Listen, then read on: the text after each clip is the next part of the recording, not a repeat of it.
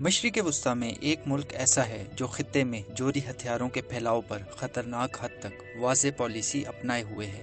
یہ ملک اسرائیل، جس کے ہاتھوں خطے کے 2 ممالک کے جوہری پروگرام دم توڑ چکے ہیں۔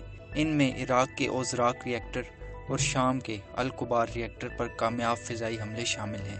ان حملوں کی کامیابی کا سہرا اسرائیلی موساد کے سر ہے، اور موساد کی انٹیلیجنس کے بغیر یہ مشنز مکمل کرنا اگر ناممکن نہیں تو انتہائی مشکل ضرور تھے۔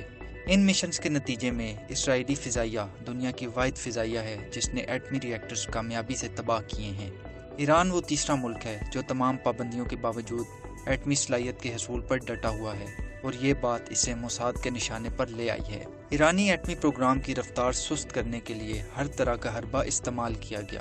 ایک طرف اہم ایرانی جوہری سائنسدانوں کو جدید ٹیکنالوجی کی مدد سے ایران کے اندر ہی قتل کیا گیا، تو دوسری طرف سٹکس نیٹ نامی ایک انتہائی پیچیدہ کمپیوٹر وائرس ایرانی جوہری پروگراموں کے کمپیوٹروں کے خلاف استعمال کیا گیا۔ یہ وائرس اس قدر شاطر تھا کہ صرف سینٹریفیوجز کی رفتار کو متاثر کرتا تھا، لیکن سکرین پر ماہرین کو دکھائی دینے والے ڈیٹا کے مطابق سب ٹھیک ہوتا۔ عالمی ایٹمی ایجنسی کے انسپیکٹرز جو ایرانی پروگرام کی نگرانی پر مامور تھے، یہ بات سمجھنے سے قاصر تھے کہ آخر ایرانی کیوں اتنی بڑی تعداد میں سینٹریفیوجز بدل رہے ہیں۔ البتہ انہیں اس بات کا اندازہ ہو گیا تھا کہ کچھ غیر معمولی واقعہ ہوا ہے۔ اسرائیلی انٹیلیجنس صرف کمپیوٹر وائرس پر نہیں رکی، بلکہ جب ایرانی جوہری پلانٹ نے سینٹریفیوجز کی بنیادیں عالمی مارکیٹ سے خریدی تو راستے میں موساد نے ان میں دھماکہ خیز مواد چھپا دیا، جو کئی سال گزرنے پر بھی ایرانی حکام کے علم میں نہ آیا۔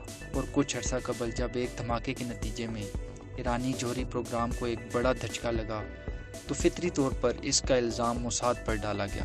البتہ اس بات کی تصدیق بعد میں موساد کے سابق سربراہ کے ایک بیان سے ہوئی کہ یہ دھماکہ خیز مواد برسوں سے موجود تھا، اور موساد نے مناسب موقع پر اس کو استعمال کیا۔